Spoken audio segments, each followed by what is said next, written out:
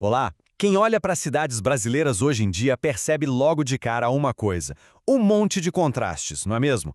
É sobre esse paradoxo que vamos conversar hoje, para entender a história por trás do crescimento, das divisões e das leis que tentam organizar tudo isso.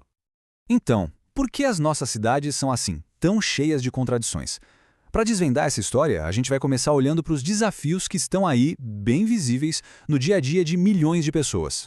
Certo, vamos lá. Para entender o que acontece, é como se fôssemos médicos olhando para um paciente. Primeiro, a gente precisa diagnosticar os sintomas. E no caso das cidades brasileiras, esses sintomas são bem claros e são o resultado de décadas de um crescimento muito rápido e, na maior parte do tempo, desordenado. O primeiro sintoma, e talvez o mais gritante, é a segregação. É aquela história, né? Numa mesma cidade, parece que existem dois mundos completamente diferentes. Um para quem tem muito dinheiro e vive em áreas com toda a infraestrutura, e outro para quem não tem, vivendo em condições muito mais difíceis. Depois, veio o congestionamento. Quem vive em cidade grande sente isso na pele todos os dias, né? Um trânsito caótico que não anda é um sinal claro de que a infraestrutura, as ruas, os viadutos, simplesmente não deram conta de tanta gente e tanto carro. E claro, a moradia precária. Com o preço dos imóveis lá em cima, comprar ou alugar um lugar decente se torna impossível para muita gente. E o que acontece? Uma grande parte da população acaba tendo que viver em assentamentos irregulares, muitas vezes em áreas de alto risco, como encostas de morros ou beiras de rios. E olha, todos esses problemas estão amarrados uns nos outros. A especulação imobiliária joga os mais pobres cada vez mais para longe. Aí surgem as ocupações irregulares em áreas perigosas. E tudo isso acontece porque falta o básico: transporte de qualidade, saneamento, serviços públicos para todo mundo. É um ciclo que se retroalimenta. Ok, já vimos os sintomas, mas qual é a causa raiz de tudo isso? Para achar a resposta, a gente precisa voltar um pouco no tempo e entender como a população do Brasil se concentrou tão rapidamente nas cidades. Bom, até ali por 1930, o Brasil era um país de cidades meio isoladas umas das outras. Mas a grande virada de chave aconteceu entre os anos 50 e 80. Foi a época do êxodo rural, uma migração em massa do campo para as cidades. Milhões de pessoas foram para São Paulo, Rio de Janeiro. As cidades incharam numa velocidade absurda, muito mais rápido do que a infraestrutura conseguia suportar. E agora, a história tem uma complicação bem fascinante. Para entender o problema a fundo, a gente precisa parar e pensar numa coisa básica. O que, afinal de contas, significa urbano no Brasil? Porque a nossa definição é bem particular. Pensa assim. Na maior parte do mundo, para uma área ser considerada urbana, ela precisa ter critérios práticos, como um certo número de habitantes por quilômetro quadrado. No Brasil, não. Aqui o critério é uma linha no mapa, uma lei. Cada prefeitura desenha o seu perímetro urbano e diz, daqui para dentro é cidade. E isso, claro, cria algumas distorções bem curiosas.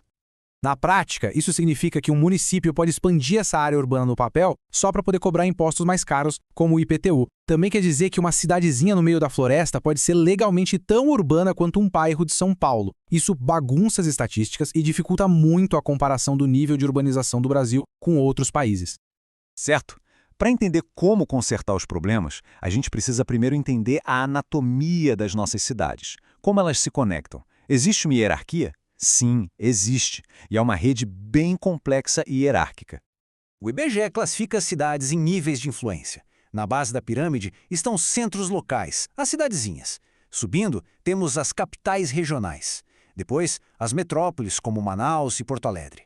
Mais acima estão as metrópoles nacionais, como o Rio e Brasília. E sozinha, no topo de tudo, está São Paulo, a nossa única grande metrópole nacional, o centro que influencia o Brasil inteiro. E o que acontece quando essas cidades todas crescem tanto que acabam se encostando, se emendando umas nas outras? Esse processo se chama conurbação. É assim que nascem as grandes regiões metropolitanas, onde os problemas como trânsito e saneamento não respeitam as fronteiras dos municípios, viram um problema só, compartilhado por todos. O exemplo mais extremo disso é o eixo Rio-São Paulo. A integração entre as duas metrópoles e as cidades no caminho é tão intensa que já se formou ali a primeira megalópole do país, uma gigantesca concentração urbana. Diante de um diagnóstico tão complexo, o Brasil desenvolveu, ao longo do tempo, um conjunto de leis bem sofisticado. É como se fosse um plano de tratamento para tentar orientar o desenvolvimento urbano. A pedra fundamental desse plano de tratamento é o Estatuto da Cidade, uma lei federal de 2001.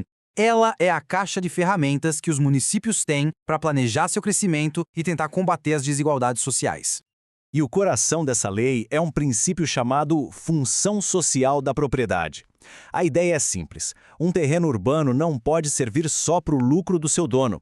Ele precisa ter uma utilidade para a comunidade, seja com moradia, comércio, serviços ou lazer. Um terreno vazio, parado por anos só para especulação, não está cumprindo sua função social. E como se coloca esse princípio em prática? A principal ferramenta para isso é o plano diretor. Ele funciona como a constituição da cidade e é obrigatório para todos os municípios com mais de 20 mil habitantes. Esse plano diretor define as regras do jogo que impactam diretamente a nossa vida. É ele que diz, por exemplo, qual bairro pode ter prédio alto e qual só pode ter casas. É ele que estabelece a altura máxima das construções e o recuo da rua. O plano diretor também traça as rotas de ônibus e planeja futuras linhas de metrô. Ele mexe com tudo. Então, chegamos à pergunta final. As leis e as ferramentas para criar cidades mais justas e organizadas existem. O livro de regras está aí. Mas a questão que fica no ar é: por que a realidade ainda parece tão distante do que está no papel? Se as regras existem, será que estamos usando elas do jeito certo?